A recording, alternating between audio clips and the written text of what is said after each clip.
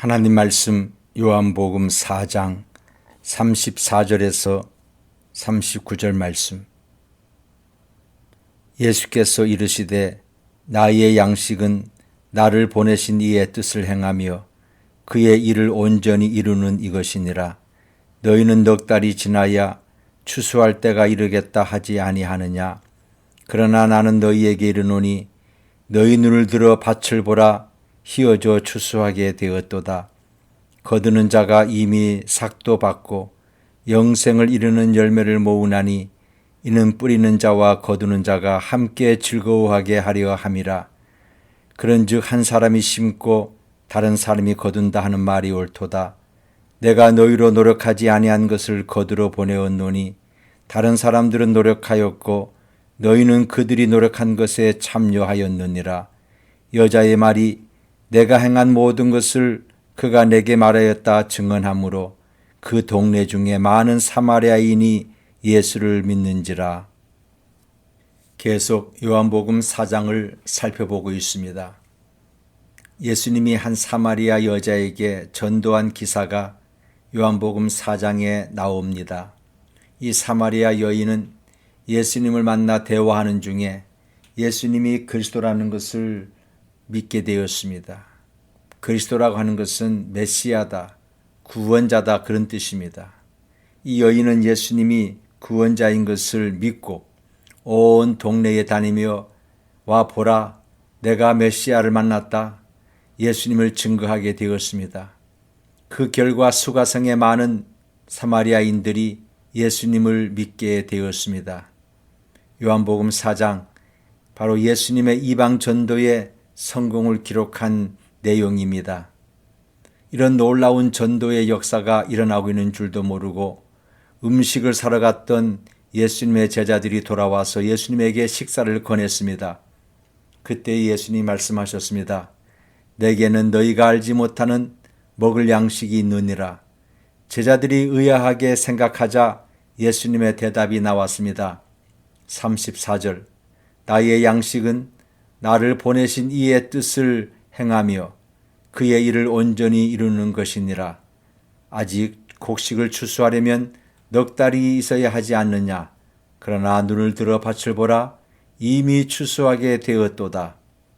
여기에서 이 세상에 보내신 이의 일이란 인간 추수, 즉 영혼 구원, 구원의 복음을 증거하는 것임을 예수님은 분명히 하셨습니다.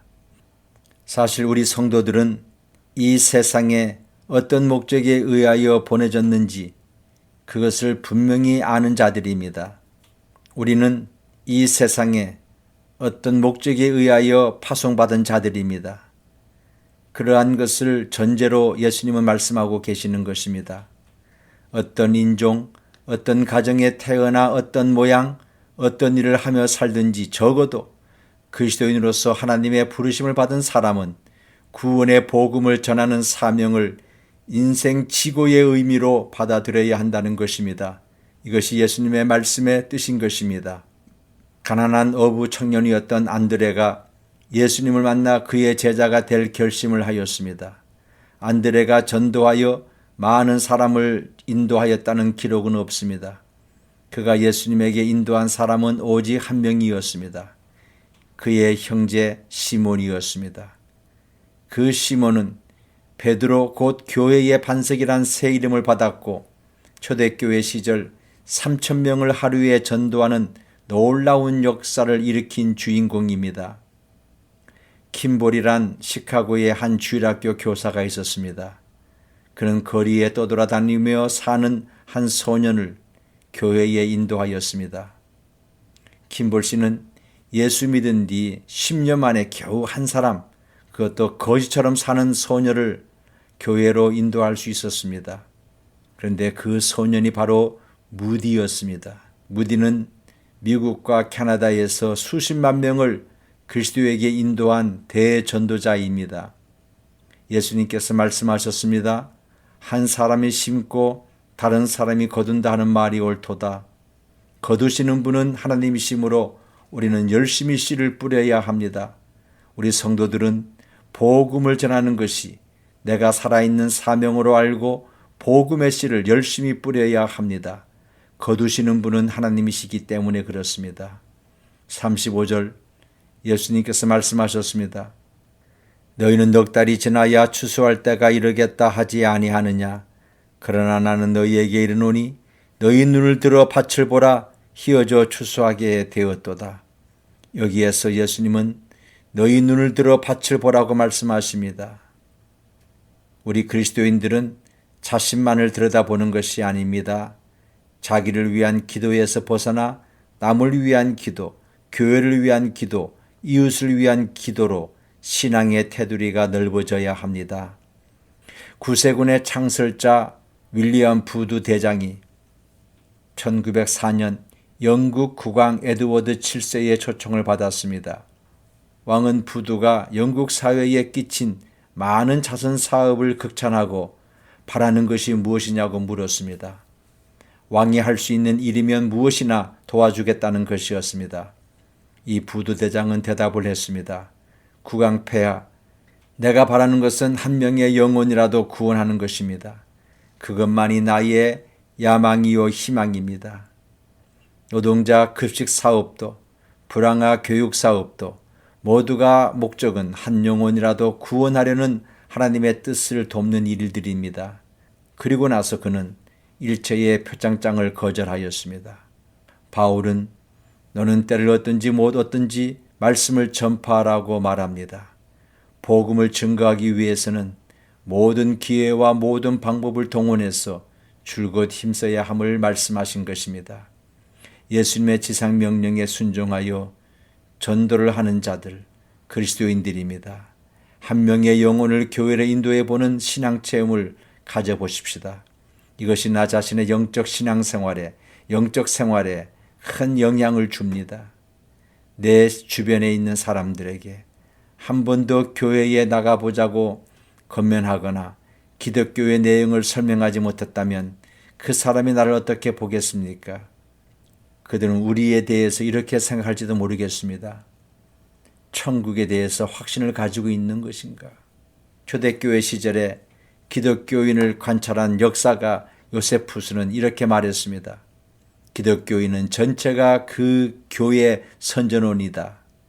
그들은 박해 속에서도 견뎠습니다. 그 박해 속에서도 복음을 증거하였습니다. 그 소수의 기독교인들이 유럽을 정복하는 놀라운 기적을 일으켰습니다. 눈을 들어 밭을 보라.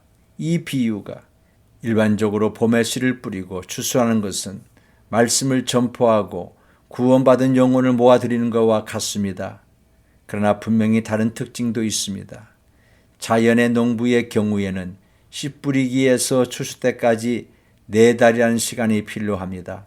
하지만 영적인 농부의 경우에는 복음을 전파하고 죄인들의 회심에서 익은 열매를 거두기까지 고정되고 일률적인 기간의 경과가 필요 없습니다. 이 점이 다른 점입니다. 여기서는 익은 열매가 복음을 전파한 바로 그날에 나타날 수도 있습니다. 말씀의 씨를 받아들이고 뉘우치고 회개하면 즉시 열매를 거둘 수도 있습니다. 복음의 씨앗이 4달이 아니라 40년 동안 잠자다가 마침내 풍성한 수확을 거둘 수도 있습니다. 자연적인 씨뿌림과 추수는 은혜의 나라의 씨뿌림과 추수를 암시하고 나타내며 예증해 줍니다. 씨뿌리는 과정의 시작은 끝을 암시하고 있는 것입니다. 봄의 큰 길을 걷다 보면 씨를 뿌리거나 뿌릴 준비를 하는 광경을 어느 들판에서나 볼 수 있습니다. 일반적으로 씨앗은 말씀이며 씨 뿌리는 자는 복음의 사역자들입니다. 그리스도가 전파되는 모든 시대, 모든 곳에서 귀중한 씨앗이 뿌려지고 있는 것입니다. 사도 바울은 말하였습니다.